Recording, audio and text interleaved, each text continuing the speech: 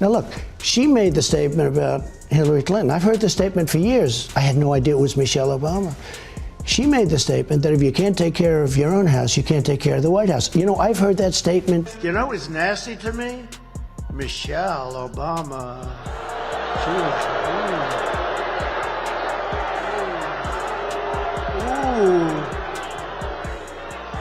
ooh, she opened up a little bit of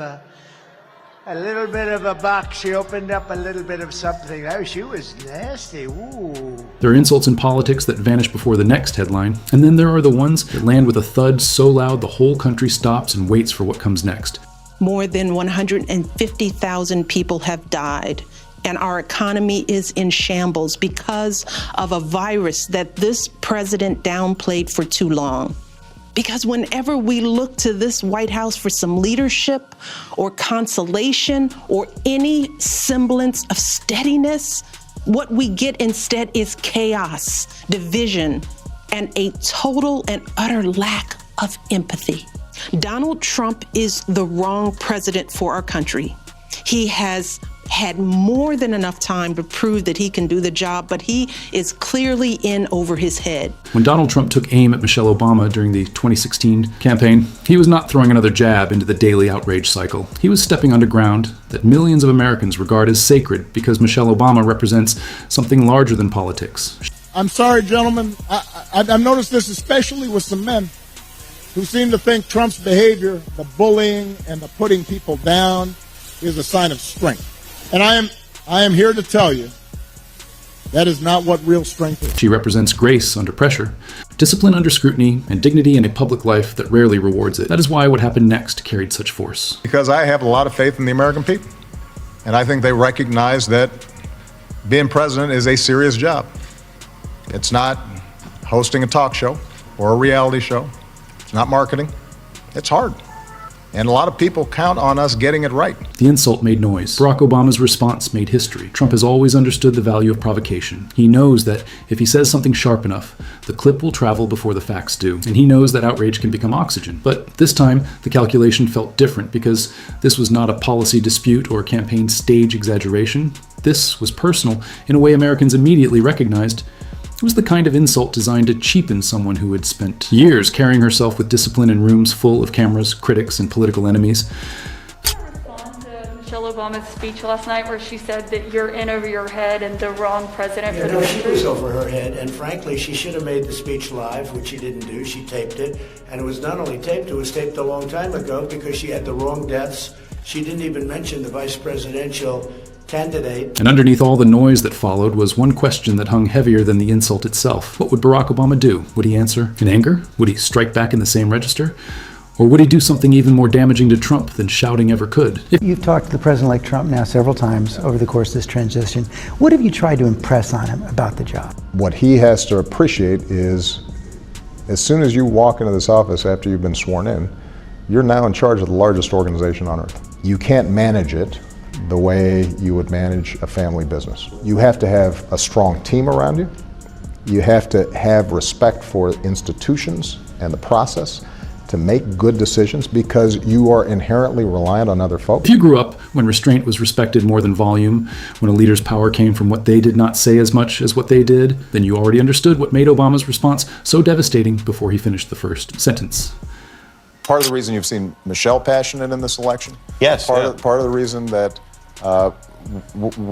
we get involved as much as we have is not just because we think Hillary's going to be a great president, but it's also because there is something qualitatively different about the way Trump He's been one of the worst presidents in the history of our country because he truly doesn't know what he's doing. He's been a very, very weak president. Donald Trump is temperamentally unfit to be commander-in-chief.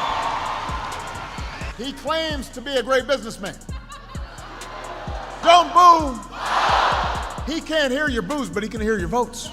Barack Obama has never been most effective when he is loudest. His political skill has always come from timing, restraint, and an understanding that the room changes when he lowers his voice instead of raising it. I don't think the guy's qualified to be president of the United States.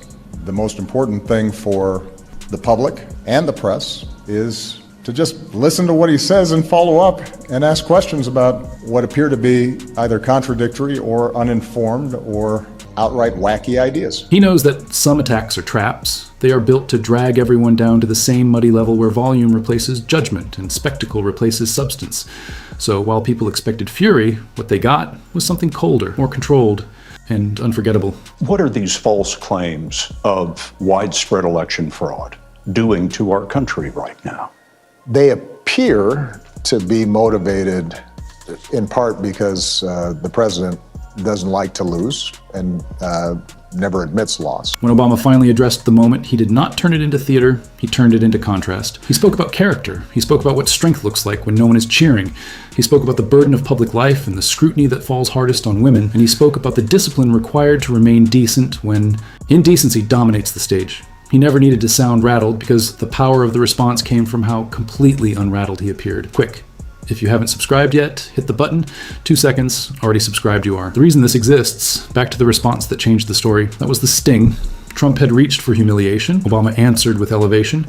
And in that instant, the entire story changed. It was no longer about the insult itself. It was about the difference between two visions of public life. One, built on grievance and performance and conflict. The other built on composure and memory and the increasingly rare idea that decency still matters. Obama did not just defend Michelle. He reminded the country why she has remained so admired. He made the attack feel small by refusing to become small with it. That was the moment many viewers felt the air go out of Trump's attack because insults only keep their power when the target looks wounded by them. Michelle Obama's public image has long been rooted in steadiness, and Barack Obama's defense of her reinforced that image instead of turning it into spectacle. He did not plead. He did not over-explain. He did not perform outrage for applause. He simply placed Michelle's record and discipline and service on one side of the scale and Trump's taunt on the other and let the country watch which side carried more weight. Do not miss what made that so effective. It was not only loyalty from a husband, it was political precision. Obama understood that millions of Americans, especially older viewers who have watched decades of political ugliness, were not looking for another shouting match. They were looking for proof that poise had not vanished entirely from public life. They were looking for someone to answer bitterness without becoming bitter, and that is exactly what he gave them. Once the response spread, people were not replaying Trump's words nearly as much as they were replaying Obama's composure, and that is the risk of launching a deeply personal insult at people whose public strength was built over years, not news cycles. The attack may create the first headline, but the answer often writes the lasting one. And in this case, the lasting image was not Michelle Obama diminished. It was Barack Obama standing calmly in defense of her, reminding the nation that class is not weakness. Restraint is not surrender, and dignity at exactly the right moment can still stop a country cold.